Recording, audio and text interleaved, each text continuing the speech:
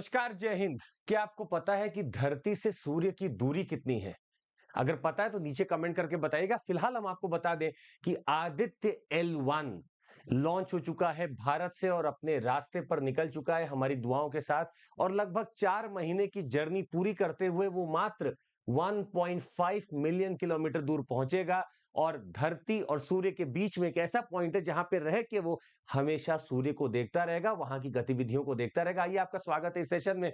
देखिए, यही वो आदित्य L1 है जो लॉन्च हुआ और लॉन्च होके आज अपने रास्ते के ऊपर निकल चुका है और वहां पे जाके वो सूर्य के बारे में बहुत कुछ पढ़ के हमें रिपोर्ट करने वाला है। आइए समझते हैं कि आखिर ये आदित्य L1 कितना इंपॉर्टेंट है। चंद्रयान उतर चुका था और वहां पे जो आपने देखा कि कितना जोश भरा माहौल था इसरो में, वैसा ही आज का भी माहौल देखने को मिला and the people are excited to see this. पर आदित्य L1 में हम देखना क्या चाहते हैं, आइए देखते हैं। तो आदित्य L1 लगभग 7 डिफरेंट पेलोड लेके गया है, जिसमें से अगर आप देखेंगे जो 4 पेलोड है वो सनलाइट को ऑब्जर्व करेंगे और जो 3 है वो वहां के प्लाज्मा, कोरोना, इस सब को पढ़ने की कोशिश करेंगे। और ये लगभग 1.5 मिलियन किलोमीटर धरती से दूर जाएगा, जो कि मात्र 1% है धरती और सूर्य के बीच की दूरी का। आपको क्या लगता है, इससे ज्यादा दूर जाता तो जल जाता? ऐसा नहीं है। एक ऐसा भी है, शायद स्पेसक्राफ्ट बोले अगर उसको, या एक ऐसा शिप या कुछ भी आप ऐसा एंटिटी बोल सकते हैं जो कि बड़ा पास जा रहा है सूर्य के। कितना जा रहा है अभी थोड़ी देर में देखेंगे और इसके बारे में कुछ आपको बता दें। तो जो 7 पेलोड है वो है VELC, सबसे इंपॉर्टेंट है। और solar ultraviolet imaging telescope, SUIT, SoLEXS, ASPEX, हीलियो, PAPA, plasma analyser package for Aditya, PAPA, और साथ में आपको दिखेगा advance triaxial high resolution digital magnetometers. तो कुछ इसका डायरेक्ट सनलाइट को एनालाइज करेंगे और कुछ उसके प्लाज्मा, कोरोना पे जो गतिविधियां होती रहती है उसको पढ़ते रहेंगे। ये 7 पेलोड है। डायरेक्ट पीटी का क्वेश्चन है यहीं से पहला। तो आइए, अब जिक्र हो रहा था L1 का। आदित्य L1 में सर ये L1 क्या है? अरे देखिए, ये धरती और ये सूर्य, इसके अभी बड़ा कौन है इस पे मत जाइए। इस इमेज के हिसाब से देखेंगे तो सन इतना सा लगेगा, पर सन वो विशाल का है, 109 गुने डायमीटर का जितना होगा आपका। और उसके और धरती के बीच में कुछ ऐसे पॉइंट्स हैं जहां पे ग्रेविटी एक दूसरे की बिल्कुल बैलेंस करती है। तो अगर यहां से यहां तक पे मुझे एक ऐसा पॉइंट मिलता है जहां गैलेक्सी, जो आपकी जो भी ग्रेविटीज हैं ऑफ डिफरेंट सेलेस्टियल बॉडीज, यहां पे बिल्कुल मैनेज्ड है।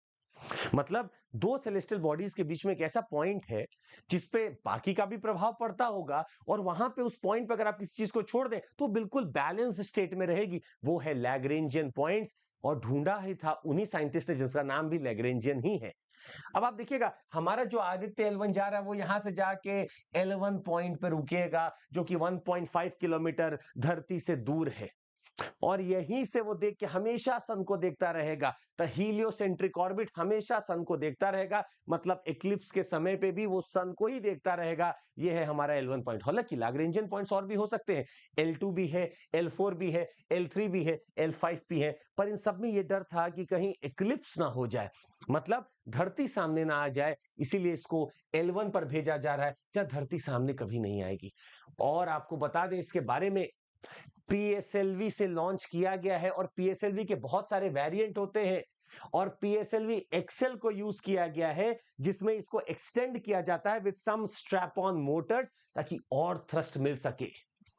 तो PSLV हमारा एक बड़ा यकीन, मतलब बहुत ही गारंटीड वाला एक ऐसा वर्क होर्स है, पावर होर्स है, जो इसको लेके जा रहा है और ये जाके उसको वहां पे विस्थापित कर देगा। PSLV C57 मिशन का नाम है, PSLV C57, जो आदित्य को लेके जा रहा है। And it is one of those longest missions जो कि इसको लेके जाने वाला है, PSLV C57। आपको बता दें कि this Aditya L1 will stay in earth bound orbit for 16 days, during which it will undergo 5 manoeuvres, और फिर अपने हिसाब से अपनी जर्नी पे निकल जाएगा। ये आदित्य L1 है।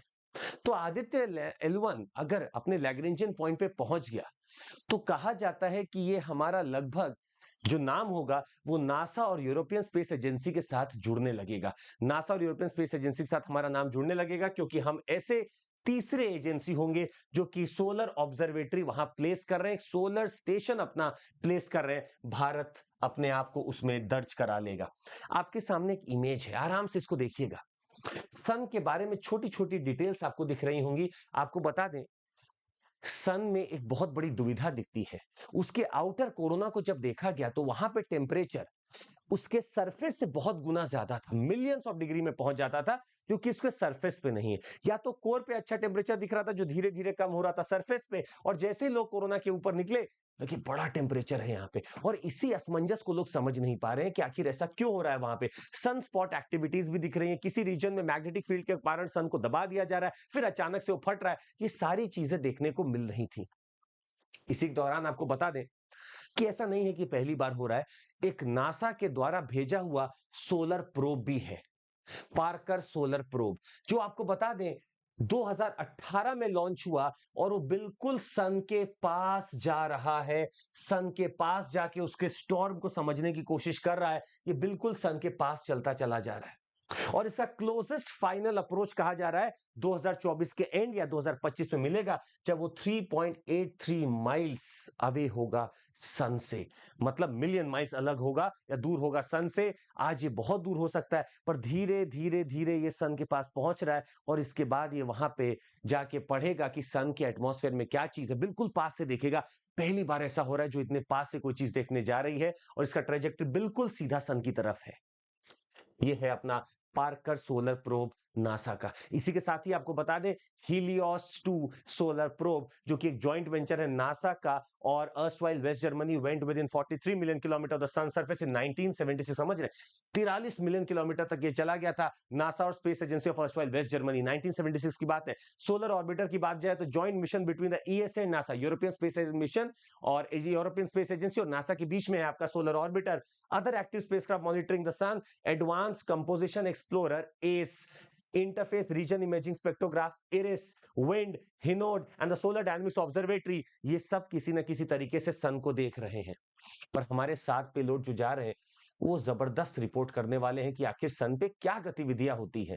और सनस्पॉट एक्टिविटी तो हमें पढ़नी पड़ेगी, क्योंकि जब भी सनस्पॉट एक्टिविटी हो रही है, सोलर फ्लेयर्स निकल रहे हैं वहां से, प्रोमिनेंस निकल रहा है, वो हमारी सैटेलाइट्स को, हमारे इलेक्ट्रिकल ग्रिड सिस्टम को बहुत क्षति पहुंचाते हैं। तो ऐसे क्या हो रहा है, क्यों हो रहा है, समझना पड़ेगा। आइए आपको बता दें, अगर आपको जुड़ना है हमारे साथ तो अनअकैडमी आपके लिए बेहतरीन प्रोग्राम्स लेके आता रहता है, और ऐसी इंफॉर्मेटिव वीडियोस बहुत सारी देखने के लिए इसको सब्सक्राइब भी कर सकते हैं आप अभी इस बटन को।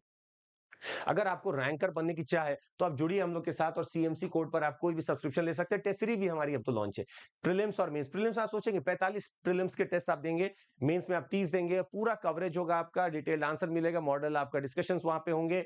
And I must tell you we are starting with the batch from 5th of September. तो किसी का भी अगर ख्वाहिश है जुड़ने का, जुड़ सकते हैं सीएमसी कोड पर। अब तो ऑफलाइन भी हम लोग मुखर्जी नगर, ओल्ड राजेंद्र नगर, पुणे, इन सब जगह से ऑफलाइन भी चल रहा है। तो कभी वहां पे अगर आपका मिलने का मन हो तो जरूर आइएगा, और ईएमआई में भी फैसिलिटी अवेलेबल है हमारे पास। बहुत बहुत धन्यवाद आप सभी का। Thank you so much, take care, जय हिंद।